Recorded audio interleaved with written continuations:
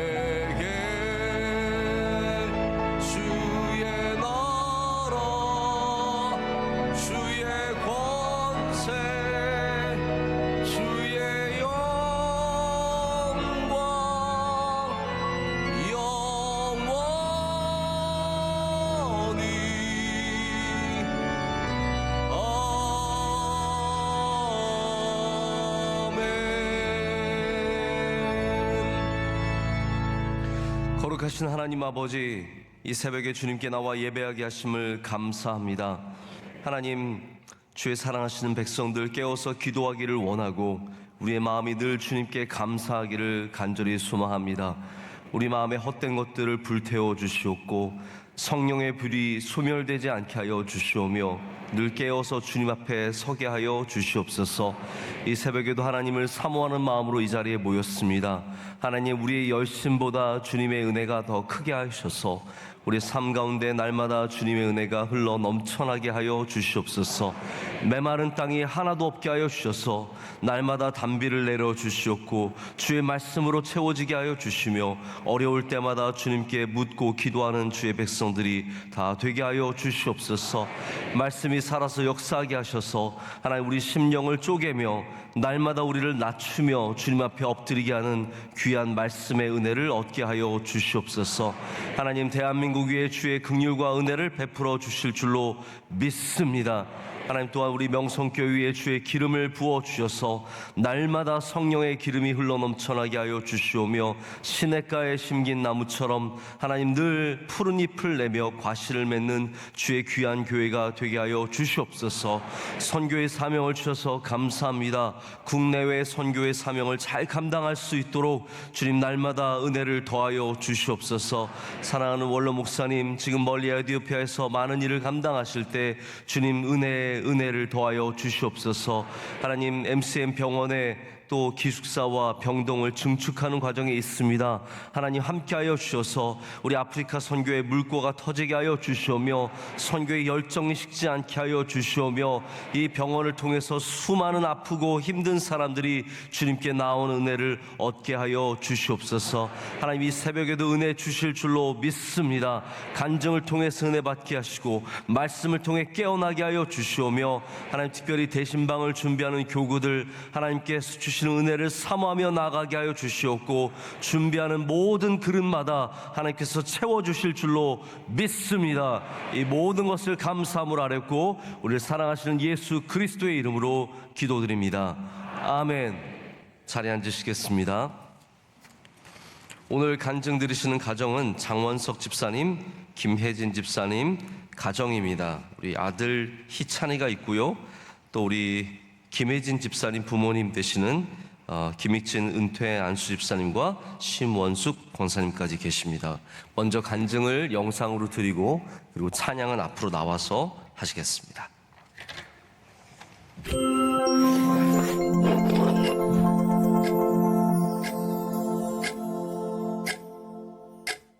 안녕하세요.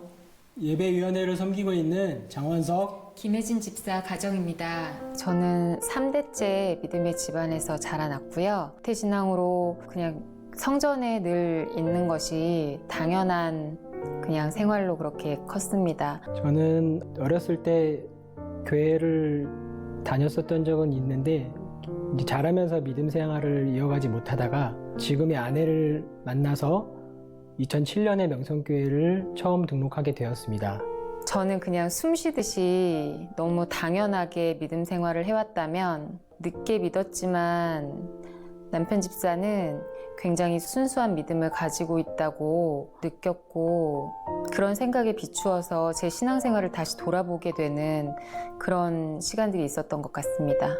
저희 아버님은 정말 좋은 분이셨어요. 늘 만나 뵙고 함께하는 시간들이 저희는 굉장히 편하고 즐거웠고 굉장히 화목한 가정이었습니다. 그러다가 2019년 6월 갑작스럽게 폐암 4기 말 투병을 하시게 되면서 저희들은 정말 말할 수 없는 충격에 빠졌죠. 항암 치료, 방사선 치료, 뭐 응급 상황 이런 것들을 계속 체크하고 도와드리고 또 찾아가고 그런데 엎친 데 겹친 격으로 정말 어머님까지 갑자기 혈관 기형으로 뇌 수술을 응급하게 하시게 되면서 중환자실에도 며칠 머무르시고 이런 시간들이 있었거든요. 그 당시 부인 집사는 4살짜리 아이를 뒤로하고 아버지의 폐암 투병 하시는 그 과정을 가장 최전선에서 마치 5분 대기조처럼 매일 수십 번씩 전화를 드리면서 모든 치료 과정을 하나하나 다 일일이 체크하고 저를 대신해서 정말 친아버지처럼 잘 보살폈던 것 같습니다. 코로나가 시작이 되면서 아버님의 치료를 하는 과정에 있어서 더욱더 기도가 갈급한 저로서는 이 성전에 드나들 수 없다는 가장 큰 이 어려움이 있었습니다. 그런 상황에서 예배 드리러 성전에 나갈 수는 없고 몸이 힘드니까 정말 엎드려서 기도하기도 하고 주변에 기도를 요청하기도 하고 그렇게 해서 그 시간들을 견뎠던 것 같고 하지만 그렇게 해서라도 견뎌야 했던 이유는 믿음이 없이는 그 누구도 아버님을 도와드릴 수 있는 부분은 없거든요. 그러다 보니까 믿는 며느리로서 사명감을 가지고 할 수 있는 최선은 다 해야 나중에 하나님 앞에서 할 말이 있겠다. 그런 생각을 하면서 그 시간들을 감당을 했던 것 같습니다. 그러던 와중에 산부 실내 예배위원 부장으로 임명을 해주셨고 그해 가을 9월 특별 새벽 집회에는 준비위원으로 임명을 해주셨습니다. 그러면서 예배를 준비할 수 있었고 텅 빈 성전에서 준비되어 있는 대형 스크린으로 성도들과 선교사님들을 바라보는 그때의 심정은 큰 감동과 감사함을 크게 느낄 수 있는 그런 시간이었습니다. 그동안에는 느끼지 못했던 이 예배와 성전에서 하나님께 드릴 수 있는 기도가 얼마나 큰 감사와 우리에게 준 소명이 아닐까라는 그런 생각이 가장 크게 들었고 어느 순간 이건 하나님께서 영혼군을 위해서 저희에게 기도하라고 주신 거구나라는 생각과 함께 그때부터는 아버님을 위해서 천국 소망을 심어드리고자 기도를 하게 되었습니다. 그렇게 지내시다 보니까 아버님이 스스로 교회 나가시고 하나님 살아계시다 그렇게 감사한 고백을 하셨던 기억이 있습니다. 돌아가시기 며칠 전부터는 머물러 계신 병실에 이렇게 보호자용 의자가 있거든요. 거기에 천사가 앉아서 기도하고 있다. 그렇게 지내시다가 주무시듯이 이 아기처럼 호흡이 돌아오셔서 평안한 모습으로 깨끗하게 하나님의 부르심을 받으셨습니다. 나의 신앙의 키워드는 부르시는 곳에서의 순종입니다. 하나님께서는 지난 2년간 아버님의 투병으로 인해서 어려움을 저에게 주셨지만 생각지 못했던 곳에서의 하나님이 은혜를 주셨고 그 은혜를 통하여 더욱더 주님께 순종할 수 있는 가장 귀한 시간을 주신 것 같습니다. 앞으로도 주님께서 부르시는 곳이라면 어디서든지 순종하며 살겠습니다.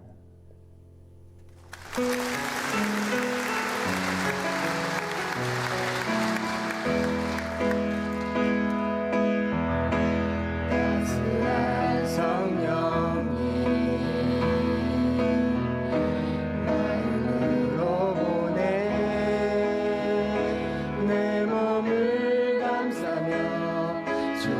있는 평안함 만족함을 느끼네. 숨겨진 곳에서 나는 예배하네. 어떤 상황에도 나는 예배하네. 숨겨진 곳에서 나는 예배하네. 어떤 상황에도 나는 예배하네. 어떤 상황에도 나는 예배하네.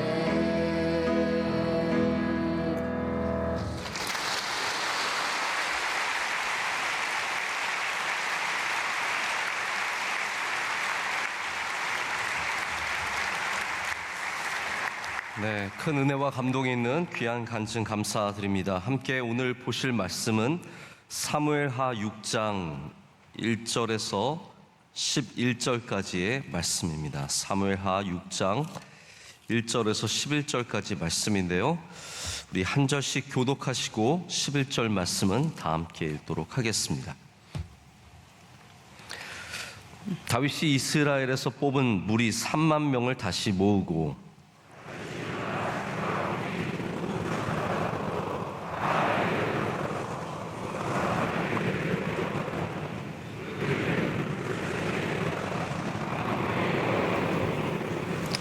그들이 하나님의 궤를 새 수레에 싣고 산에 있는 아비나답의 집에서 나오는데 아비나답의 아들 우사와 아효가 그 새 수레를 모니라.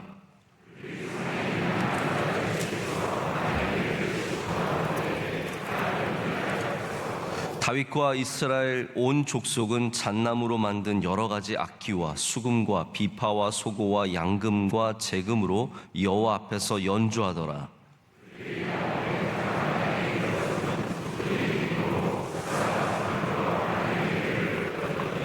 여호와 하나님이 우사가 잘못함으로 말미암아 진노하사 그를 그곳에서 치시니 그가 거기 하나님의 궤 곁에서 죽으니라.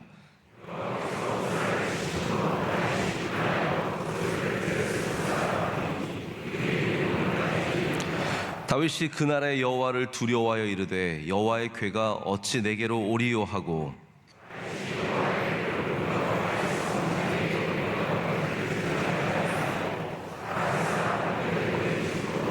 다 같이요.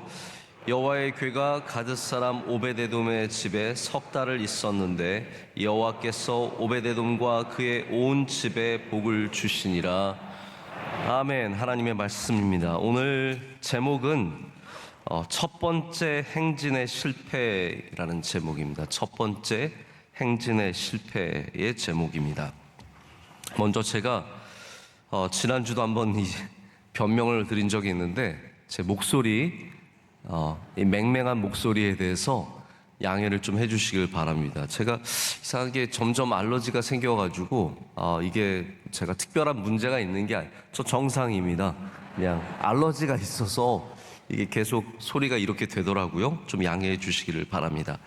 저는 이제 말씀을 준비하다 보면 제가 공부를 한 그 경험이 있어서 그런지 이게 정확하게 맞아 떨어지지 않고 말씀의 근거가 분명하지 않으면 저도 굉장히 답답하고 그러다 보니까 저도 말씀을 전할 때 너무 좀 디테일에 이렇게 좀 집착을 하게 되는 것 같습니다. 그래서 여러분들이 말씀을 듣다 보면 너무 내용이 좀 복잡하고 많다라고 느끼실 때도 있을 것 같아요.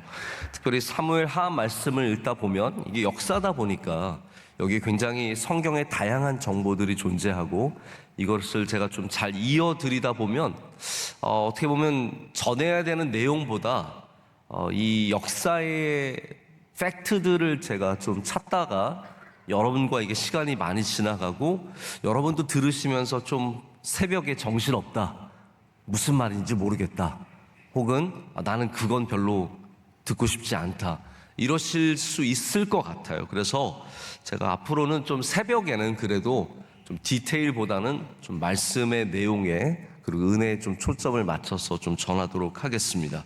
그래서 여러분 힘내시라고요.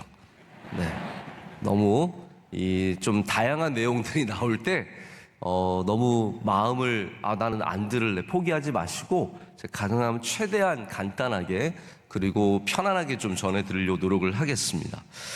제가 기드온을 말씀을 드릴 때도 우리가 막연히 이해하는 기드온과 성경이 제시하는 기드온이 좀 다르다라는 거에 대해서 말씀을 드린 적이 있습니다.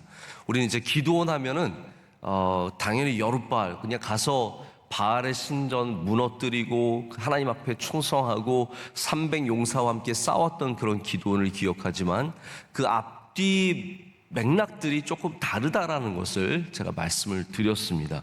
이제 내일 저녁에도 기드온의 300용사가 나와요. 300용사. 여러분 우리가 300용사라고 부르기 때문에 많은 사람들이 이 사람들은 특공대구나라고 생각을 하겠지만 성경의 메시지는 그게 사실은 아닙니다. 하나님은 특공대를 뽑지 않으셨어요. 우리가 하나님 앞에서 특공대가 되려고 하는 것 자체가 굉장히 교만한 겁니다. 하나님은 사실 우리의 능력 없이 하나님의 모든 것을 뜻하신 바를 행하실 수 있는 능력의 하나님입니다. 하나님께는 특공대가 필요한 것이 아니라 메시지가 필요했던 거예요. 그 메시지가 무엇이냐 하면 여기 300명의 사람들을 통해서 하나님께서 큰 군대인 미디안을 이겼다는 말씀이세요. 그래서 이것은 숫자가 비교되는 적은 인원으로도 큰 대적을 이길 수 있다는 메시지입니다. 할렐루야.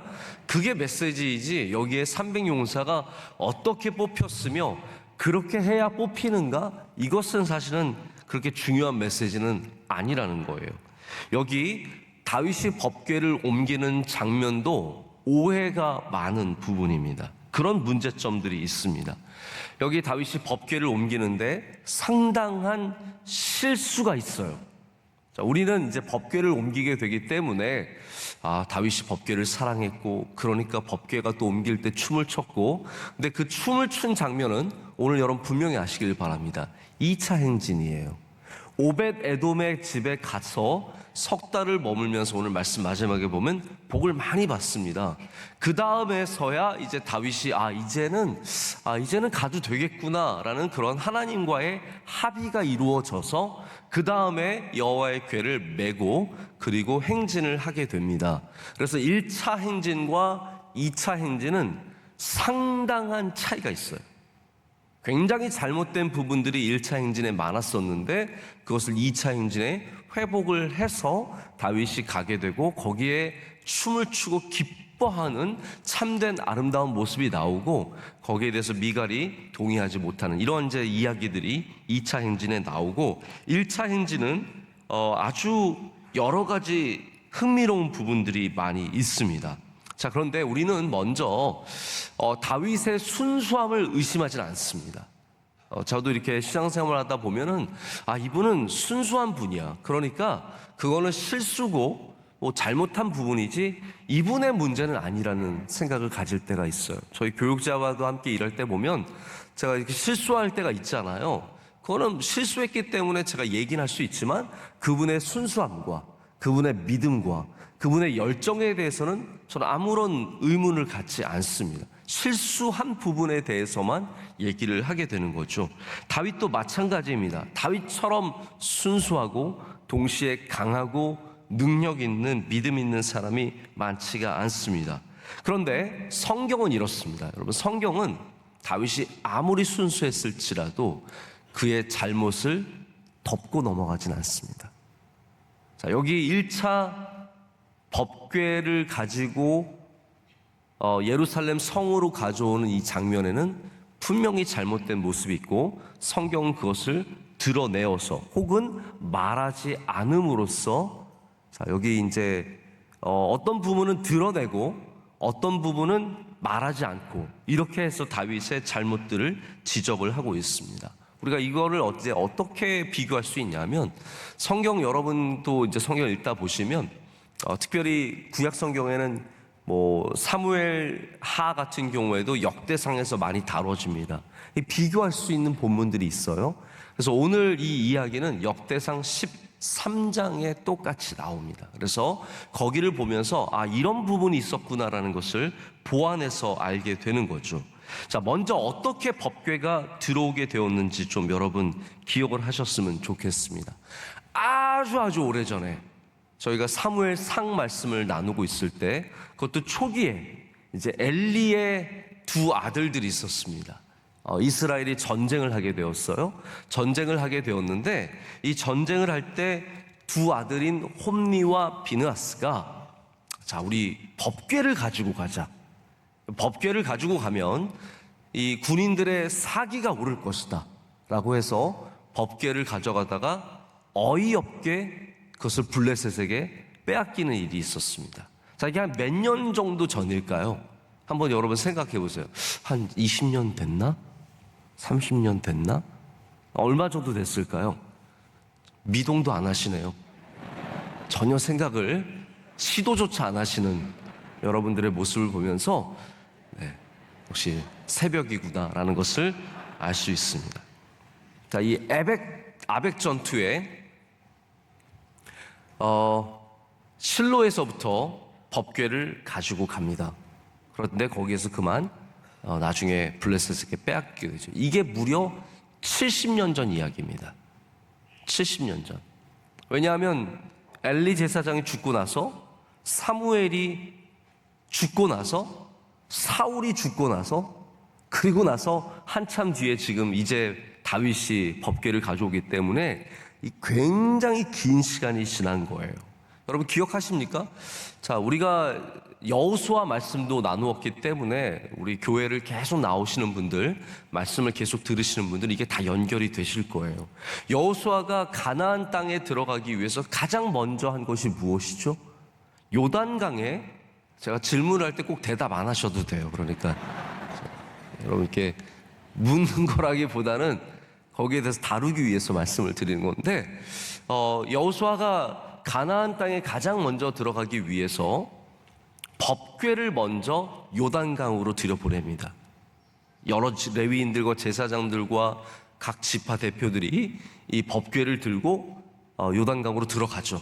그러자 요단강 물이 멈추고 이 백성들이 건널 수 있는 은혜를 줍니다. 그래서 그 법궤를 가지고 길갈에 도착해서, 기억나시죠?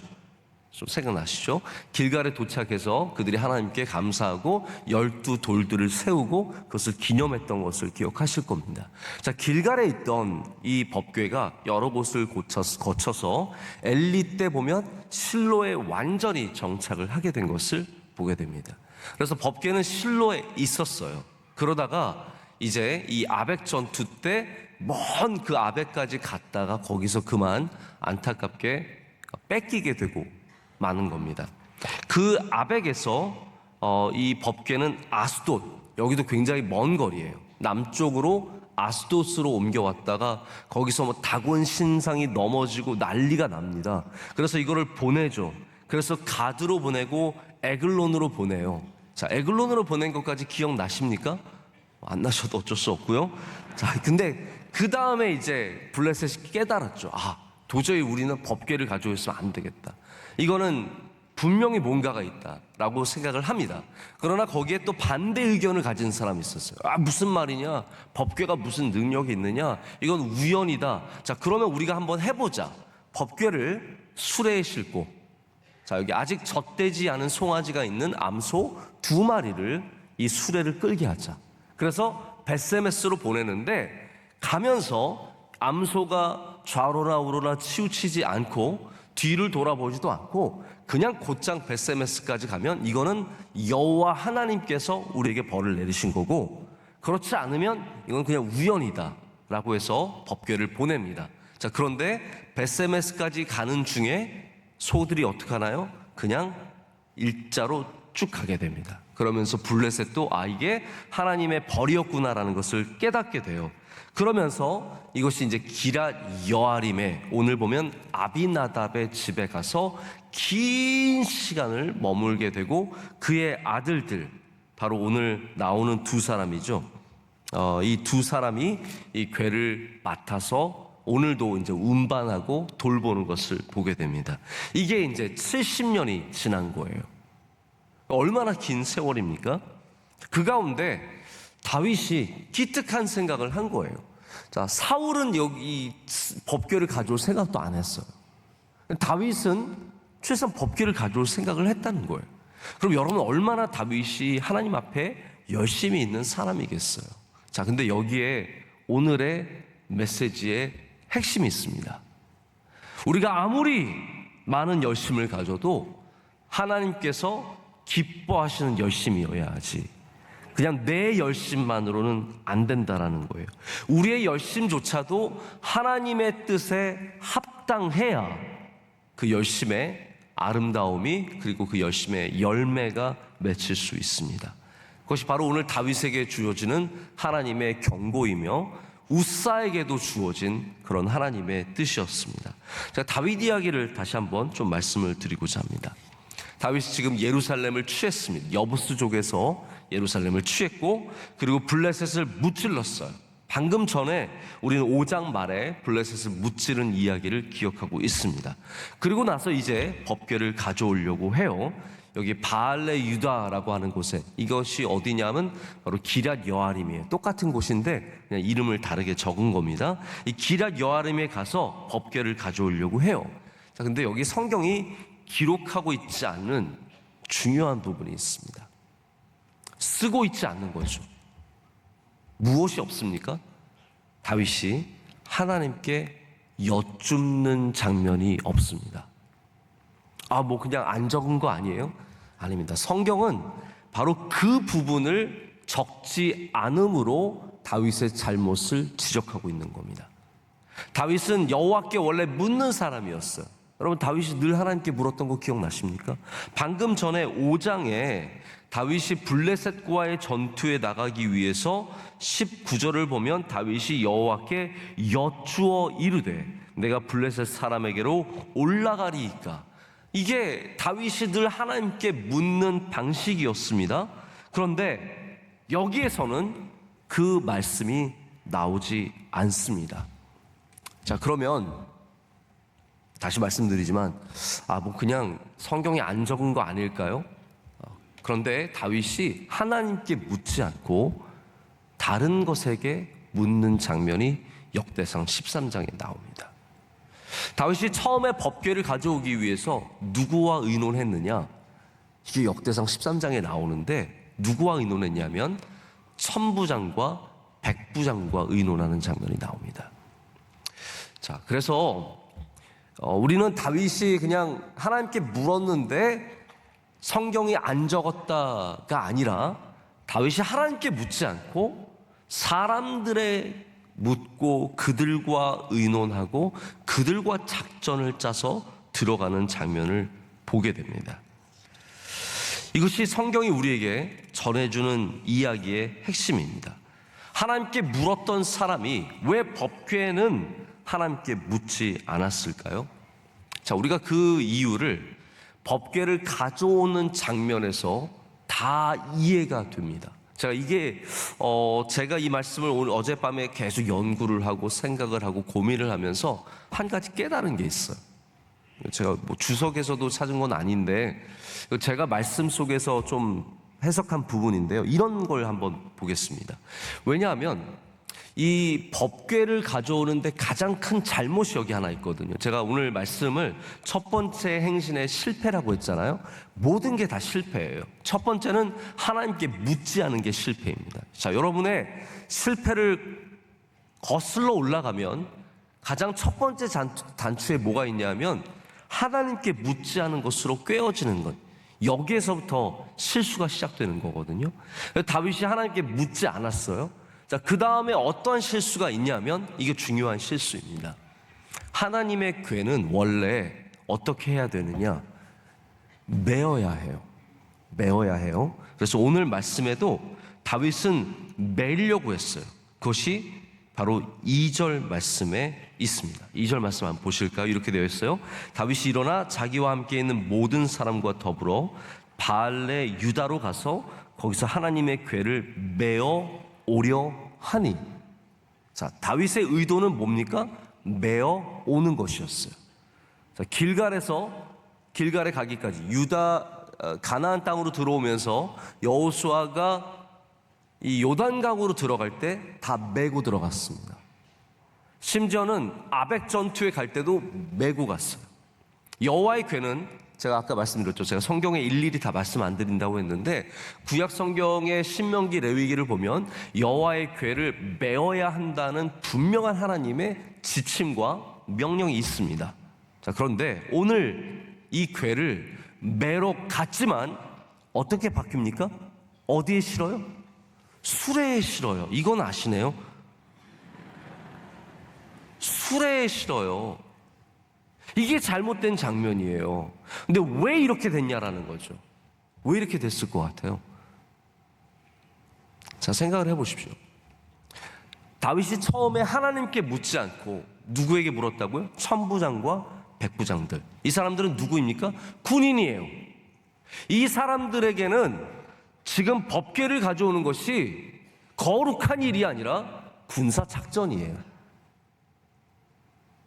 제사장들과 하나님의 종들과 레위인들에게 물었어야 하는 것을 지금 다윗은 군사 작전처럼 천부장과 백부장에게 물었습니다.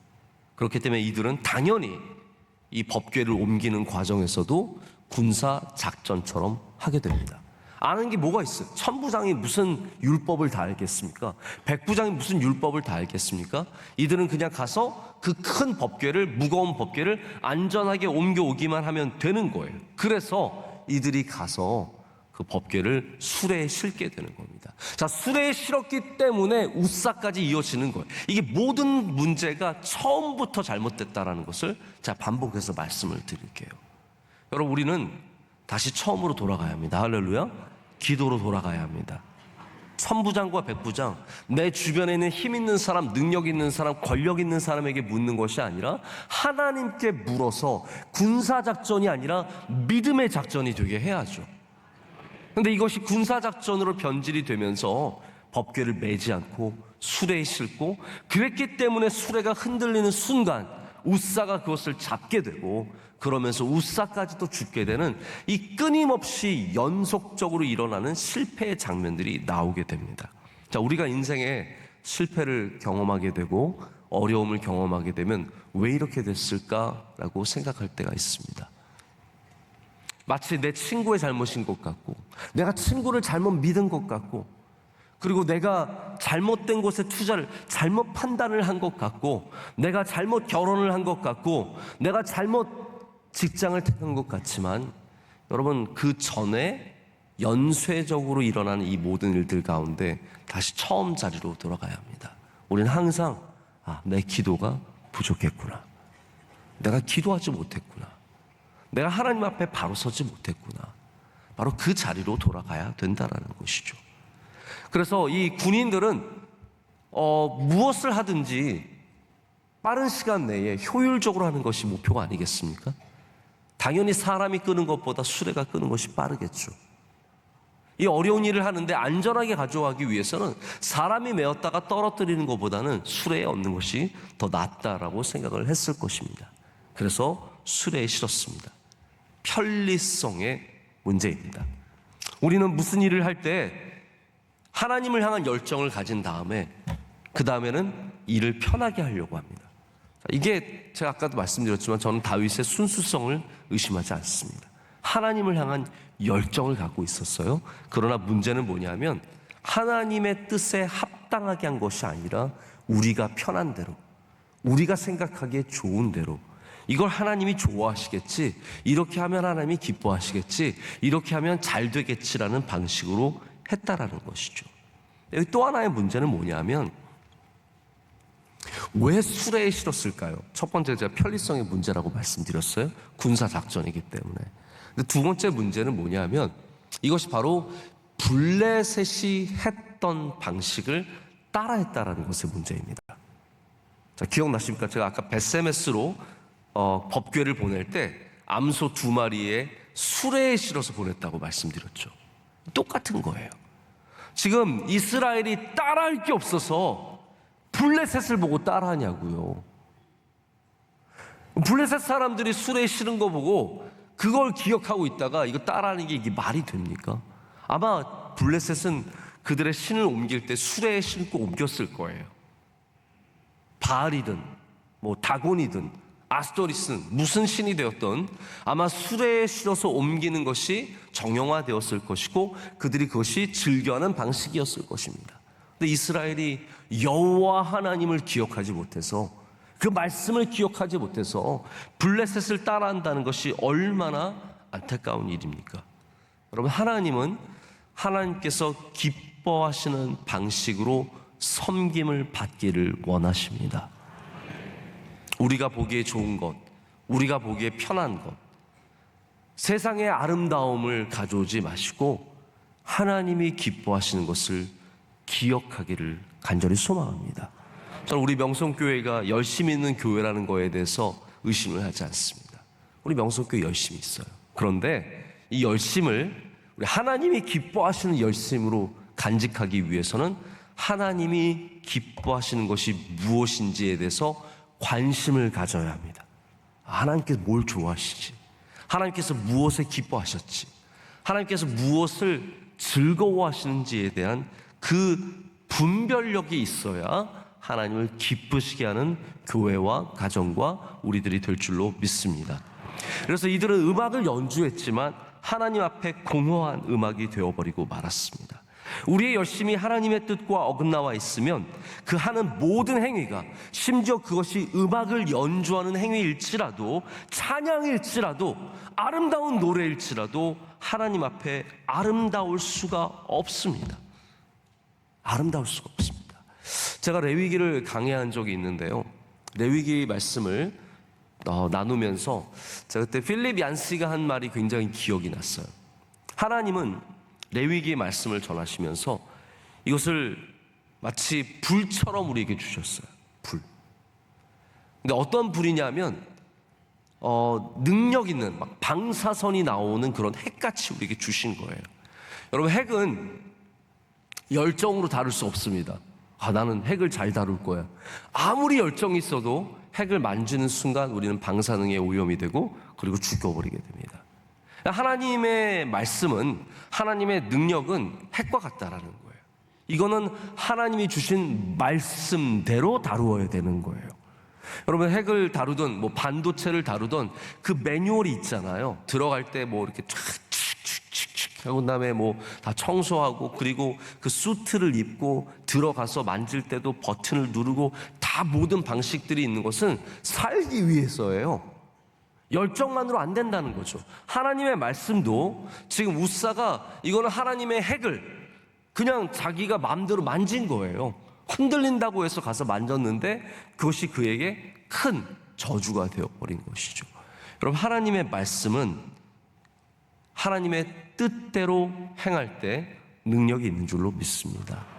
내 열심과 내 열정이 하나님의 뜻보다 더 중요하지 않습니다. 숙제를 잘해야 돼요. 하나님이 내어주신 이 숙제, 그냥 내 열심과 내 뜻대로 내가 시간을 많이 들였으니가 중요한 게 아니라 하나님의 의도대로 푸는 것이 정말로 중요하다는 거죠. 근데 여기 이제 제가 이 부분만 비교를 하고 좀 말씀을 맺겠는데요, 이 부분이 저는 사실 이번에 말씀을 준비하면서 저도 굉장히 놀랍게 여긴 부분이에요. 우리는 그냥 괴가 들어오는 장면을 하나로 연결해서 보고 또 말씀을 분리해서 볼지라도 다윗이 하나님 앞에 굉장히 잘했던 것으로만 보는데 1차 행진과 2차 행진은 이렇게 굉장히 온도가 다릅니다. 1차 행진에는 많은 실패가 있어요. 그래서 우사가 죽었을 때 이 마지막 부분도 함께 보셔야 돼요. 우사가 죽는 것도 굉장히 안타깝죠. 저는 그 마음이 이해가 가요. 그런데 여기에 성경이 뭐라고 기록을 하고 있냐면 다윗이 분했다라고 기록을 하고 있습니다. 한번 저기 볼까요? 8절 말씀입니다. 우리 8절 말씀 다 함께 한 목소리 읽겠습니다. 여호와께서 우사를 치심으로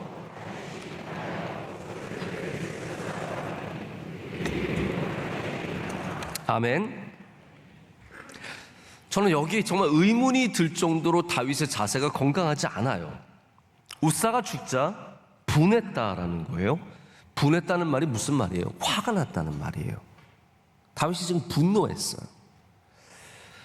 여러분, 자기의 뜻대로 이루어지지 않으면 사람들은 굉장히 절망하고 분노하는 경향이 있습니다. 지금 다윗이 딱 그 모양이에요. 나는 하나님 사랑해서 정말 힘들여서 수만 명의 사람들 데려다 놓고 지금 좀 잘해보자고 하는데 그 수레를 가져오다 우사가 죽었어요. 그러니까 화가 나는 거예요. 뭐에게 화가 납니까? 수레에 화가 났어요? 우사에게 화가 났습니까? 아니에요. 하나님에게 분했던 거예요. 이게 문제입니다. 내가 열심히 하려고 했고, 하나님, 저는 다윗의 마음 약간 이해가, 저도 많이 부족하니까 이 마음이 이해가 가더라고요. 하나님, 제가 영광 받으려고 해요? 제가 이걸로 뭘 하려고요? 괴 가져다 놓으면 저희가 좋은 일이 있습니까? 하나님 영광 드리려고, 하나님께 잘해드리려고 하는데 하나님 사람까지 죽이시고, 이거 너무한 거 아니세요? 이건 좀 아니잖아요. 화가 난 거죠. 항변하는 마음이 생긴 거예요. 근데 여러분, 성경은 이것이 바로 인간의 교만함이라고 말해주는 겁니다. 내 뜻대로, 내 열정이 있으니까, 내 마음이 있으니까, 내가 순수하니까, 내가 하나님 사랑하니까 내 마음대로 해도 되는 것처럼 여겨지는 것이 인간의 교만함이라는 거죠. 내가 교회 열심히 섬겼고, 내가 교회 사랑했고, 내가 교회 헌신한 게 얼만데. 여러분, 이걸 아셔야 됩니다. 하나님은 우리에게 잘해달라고, 나 잘 부탁해, 부탁하신 적 없으십니다. 우리가 잘하겠다고 우리 마음대로 수레를 부리고 몇만 명을 부르고 음악을 연주하고 마음대로 가다가 하나님께 혼나서 분해하는 모습, 여러분, 우리의 모습과 닮아있지 않습니까? 내가 수레 준비하고 내가 열심을 내고 내가 힘을 내서 막 모아서 하다가 안 되면 하나님께 짜증내고 하나님께 화내고, 나 하나님 내가 영광 받으려고, 하나님 잘해드리려고 하는 건데 왜 이러세요? 다윗의 모습과 우리가 그렇게 다르지 않습니다. 근데 여러분, 여기에 복된 소식이 있습니다. 9절의 말씀을 한번 보실까요? 우리 9절 말씀 한 목소리 읽겠습니다. 다윗이 그날에 여호와를 두려워하 이르되 여호와의 궤가 어찌 내게로 오리요 하고. 저는 이 말씀 보면서 되게 막 전율이 있더라고요. 왜냐하면 다윗이 지금 분했거든요. 화가 났거든요. 화를 확 냈는데, 다윗은 참 하나님 앞에 마음이 유연한 사람이에요. 인간적으로 화낼 수 있을 것 같아요. 그러면 안 되지만 화낼 수 있을 것 같죠. 그런데 다윗은 금방 마음이 변합니다. 마치 죄를 지은 다음에 나단이 와서 얘기할 때 바로 그의 마음이 변하여 회개하고 돌아온 것처럼, 여기 마음을 보면은 분했던 마음에서 무엇으로 바뀝니까? 여호와를 두려워하여로 바뀝니다. 이 말은 어떤 말일까요? 여호와를 경외한다는 말이죠. 하나님을 다시 경외하는 마음을 갖기 시작합니다. 하나님 앞에 분노했던 마음이 변해서 하나님을 경외하는 마음으로 바뀌고, 그가 이렇게 얘기하죠. 내가 여호와의 궤를 가져와야 한다고 했던 사람이 다시 마음이 바뀌어서 여호와의 궤가 어찌 내게 오리요. 내가 그것을 감당할 만한 능력이 없습니다. 마침내 겸손함으로 다시 하나님 앞에 엎드리게 됩니다. 바로 이러한 다윗의 자세 전환이 하나님의 마음을 움직이는 것이죠. 저는 하나님의 궤를 가져가기에는 너무나 부족한 사람입니다. 저는 하나님의 일을 감당하기에는 형편없는 사람입니다. 여러분, 우리 인간의 문제가 어디에서 일어납니까? 나는 저 자리에 앉아야 되고, 나는 저 일을 해야 되고, 나는 하나님의 영광을 위해서 이것을 가져야 하고, 이러한 자격이 있다라는 마음이 하나님 앞에 교만이라는 거예요. 나는 그런 자격이 있어요. 제가 이렇게 가만히 보면은, 저는 성도들을 좀 예를 들기보다는 우리 교육자들을 많이 예를 드는데, 우리 교육자들도 그런 것 같아요. 저도 그렇고요. 나는 저런 자리가 나에게 맞고, 저 정도 위치는 내가 올라가야 하고, 이만한 일은 내가 해야 되고, 이런 마음을 가질 때 하나님께서 그것을 절대로 기뻐하시지 않는다라는 거죠. 나는 그것을 하기에 부족합니다. 나는 거기에 서기에 형편없어. 어찌 여호와의 궤가 내게 오리요. 난 그것을 감당할 만한 사람이 아닙니다라고 고백할 때 그 부족함의 고백이 하나님의 마음을 움직인다라는 것이죠. 여러분, 우리 하나님 앞에 부족한 마음을 가져야 합니다. 열심도 귀하지만 하나님 앞에 겸손이 더 귀하다라는 것이죠. 다윗의 열심 얼마나 아름답습니까? 여호와의 궤를 가져오려는. 그러나 하나님은 그것을 한번 깎으세요. 그래서 제가 보면은 교회는 나의 열정을 발산하는 곳이 아니라 내가 깎이는 곳입니다. 나는 이만한 열정이 있고 이만한 열심이 있으니까 이걸 확 발휘해서 내가 열심히 일해야지가 아니라, 우리 명성교회에서 일해보신 분들은 다 그런 경험을 하셨을 거예요. 다 깎입니다. 혼나고 막 가서 어이없는 거예요. 여러분, 세상에서 누가 어른을 혼내요? 그런데 막 여성교회에서 일하다 보면은 막 혼내요. 언니가 날 모른다고 혼내. 세상 나가면 언니인데 그냥 막 혼내요. 장로님들이 집사님을 혼내고, 집사님들이 또 집사님을 혼내고, 혼내요. 여러분, 그럴 때 분하죠. 속상하죠. 저는 그 마음 너무나 이해가 갑니다. 뭐 이런 데가 다 있어? 나 이 교회 안 다닐래. 이런 마음이 왜 안 들겠습니까? 그런데 여러분, 그때 우리의 마음을 바꾸어서 하나님을 경외하는 마음을 가지면서, 나에게 이 자리가 너무 큰 자리다. 나에게 나보다 더 큰 자리다. 어찌 여호와의 궤가 내게로 오리요. 이 마음을 품으면 하나님께서 여러분에게 은혜를 주신다라는 거예요. 그게 변화의 장소입니다. 어찌 여호와의 궤가 내게로 오리요. 우리 한번 따라하겠습니다. 어찌 여호와의 궤가 내게 오리요. 이 마음을 꼭 가지시기를 축복합니다.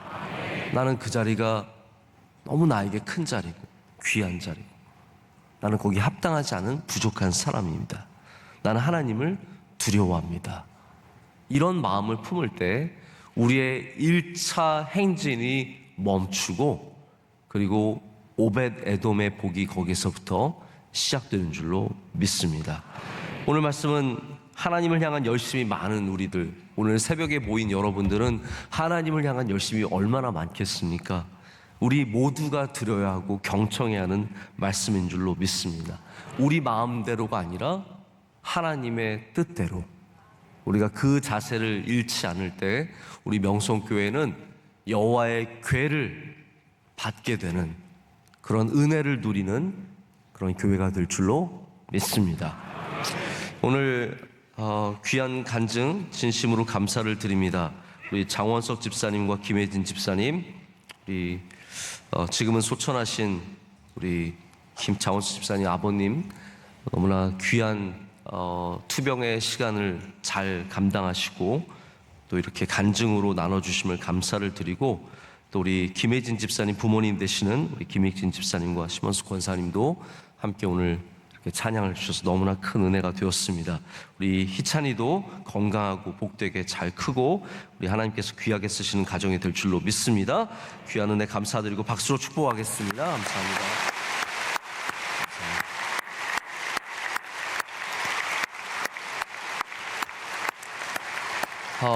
다음 주부터, 우리 화요일부터 대신방이 시작이 됩니다. 그래서 우리 모든 교구들 대신방을 잘 준비해 주시고, 또 여러분들도 우리 모든 교구들이 대신방을 잘 감당할 수 있도록 함께 기도해 주시고, 제일 좋은 것은 대신방을 신청하시는 것, 그것이 가장 좋은 일입니다.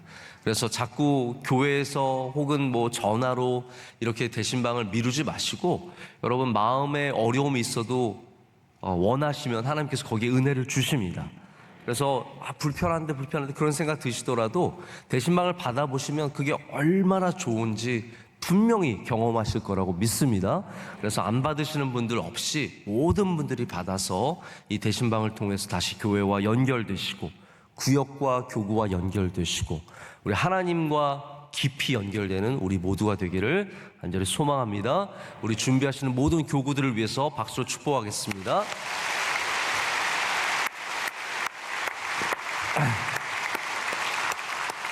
이 시간 우리 통성으로 기도하겠습니다. 우리 대신방을 위해서 기도해 주시고요. 오늘 말씀을 기억하면서 어찌 여호와의 괴가 내게로 오리요. 이 겸손한 마음 늘 주님 앞에 갖게 하여 주시옵소서. 우리의 열정으로 하나님의 뜻을 거스르지 않게 하여 주시옵고 늘 하나님의 뜻을 먼저 두는 우리가 되게 하여 주시옵소서. 우리 모든 일들을 두고 두 손 들고 주여 삼창하고 기도하겠습니다. 주여 주여 주여. 하나님 아버지 은혜 주셔서 감사합니다.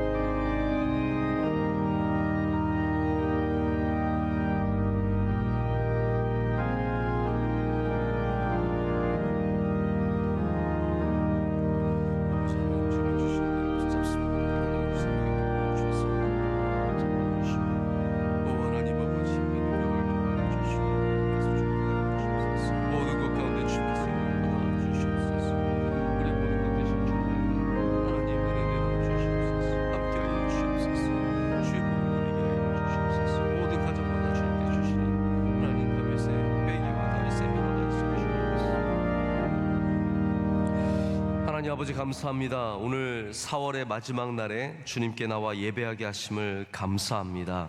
하나님, 때로는 열심이 없는 것도 문제지만 우리가 또 지나친 열심으로, 우리의 열심으로 그렇게 하나님의 뜻을 거스리며 나아가는 것도 문제임을 오늘 말씀을 통해서 알았습니다. 하나님, 우리의 열심을 주님께 드리고 주님의 뜻을 바라보게 하여 주시옵소서.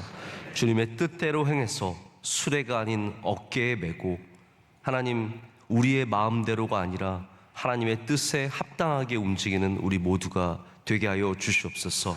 하나님, 우리 명성교회의 열심을 기뻐 받아 주시옵소서.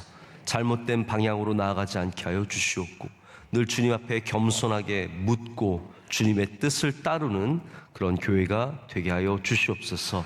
하나님, 대신방을 앞두고 있습니다. 모든 교구마다 깨어서 기도로 준비하게 하여 주시옵고 대신방을 감당하는 우리 교구 목사님들과 또 우리 교구 부장단들과 구역장들 많은 분들 하나님께서 기름 부어 주셔서 넉넉히 감당하게 하여 주시옵고 이 대신방을 통해서 모든 예배의 회복과 신앙의 회복이 이어지게 하여 주시옵소서.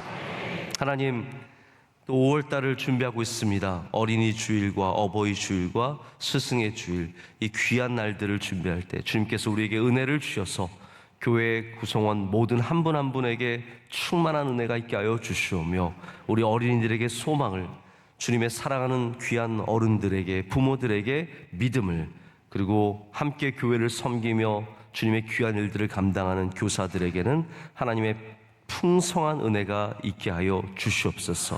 5월달을 통해서 모든 가정들이 하나님 앞에서 믿음으로 세워지는 은혜를 주실 줄로 믿습니다. 하나님, 오늘 간증을 기뻐 받으신 줄로 믿습니다. 우리 장원석 집사님 가정, 또 우리 사랑하는 부모님 주님께서 강건하게 하여 주시옵고 이 가정의 평안과 믿음의 열매를 많이 허락하여 주시옵소서. 하나님, 원로 목사님 모든 선교 예정 가운데 함께하여 주셔서 에티오피아 일정 잘 마치게 하여 주시옵고 우리 병원이 잘 되게 하여 주시고 의과대학에 문제가 없게 하여 주셔서 하나님, 주님께서 시작하신 이 일들이 많은 열매를 맺게 하여 주시옵소서. 오늘도 예배를 섬기는 주님의 모든 종들을 기억하여 주시며 오늘도 복된 날이 될 줄로 믿습니다. 이 모든 것을 주님께 감사함으로 아뢰었고 이제는 우리 주 예수 그리스도의 크신 은혜와 하나님 아버지의 영원하신 사랑과 성령님의 함께하심과 임재하심이 주의 말씀을 붙잡고 나아가는 주의 모든 사랑하는 성도들에게 이제로부터 영원토록 함께하시기를 간절히 축원하옵나이다. 아멘.